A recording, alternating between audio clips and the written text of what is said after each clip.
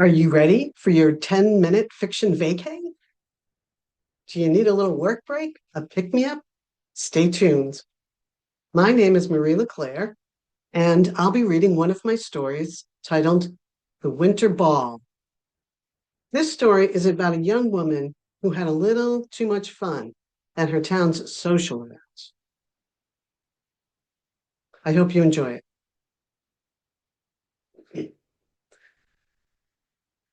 She sat at the cafe's table, coaxing herself into the day with a cup of dark roast. She looked around at the familiar decor. She knew it well. Up against the back wall was the wooden soldier, paint fading with time. Raggedy Ann held a place of honor under the glass cube on the shelf above the fixings bar. A helicopter made of pine, sans the rubber band that made its propeller move, hung from the center light fixture. All artifacts of the town's past glory. She looked over at the collection of red pickup trucks that lined the shelf behind the counter. Amy, the barista and owner of Today's the Day Cafe, caught her gaze with a disapproving look, the kind that says, "You drank too much last night, didn't you?" Carla tried to nod a good morning, but the movement caused a slight instability inside her head that threatened her stomach. She took another sip of coffee and gazed out the window, trying to block out the ambient noise. Slowly, a chocolate chip cup muffin slid its way onto the table. She didn't need to look up. She recognized the hand. It was Jim. He knew she was hungover. In all fairness, half the town was slow getting started this morning, and it wasn't the weather. Winter Ball, initially created to celebrate a successful holiday season for the now defunct toy factory, had become the Mardi Gras of Fogger's Notch, offering a brief reprieve from the January doldrums. Even though the factory had closed decades ago, the ball remained a town-wide social event, much like the Harvest Fest, even though there wasn't much harvesting going on either. These days, the town was geared to summer tourism and long, cold, lonely winters. Jim circled around from behind and took the chair with the curious monkey on it. "Hey," he said. She squinted at him and turned her head. "Hey." She looked out the window at the gentle falling snow. It would have been a great day to stay home, snuggle in with hot chocolate and a book, watch the snow stick to the tree branches. "You can come over to my place and do that, you know." His smile was easy and genuine. She feigned shock. "Don't tell me you're taking a snow day." "I wasn't going to, but I could be easily swayed." She relaxed enough to return his smile. "I wouldn't be good company." "Rain check then." "Snow check," she agreed. Jim got up. "I guess I'll go harass Lucas then. It'll be almost as fun." He leaned over and kissed her head on the way out. Lucas was Jim's one employee at his sports gear store, Toys for Grown-ups.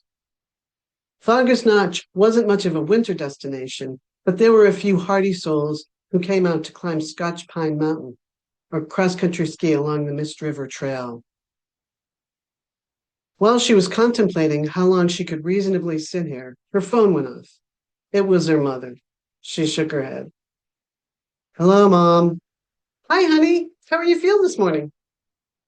Her mother's tone had that "I could have told you so" vibe. "Don't answer that. It sounds like you were up late last night. Are you at home?" "No, I'm at the cafe, barely." "I understand Amy's cheese croissants are known to have magical healing powers in these cases." Jim already got me a chocolate chip muffin. "And what's going on with you and Jim?" "Mom, can we not talk about this right now? If I listen to the gossip, which I do, you're on again." "Not now, Mom." The winter ball has that effect on people. I hear Shelley and Finn got engaged last night. How do you even know these things? Small town, honey. How many times I gotta tell you? Carla considered it both a curse and a blessing of the small town life. If you needed anything, you didn't even have to say so, and people were there helping out. On the flip side, if you made an ass of yourself at the winter ball, the grape line was equally efficient. The only consolation at this point was that she wasn't the only one.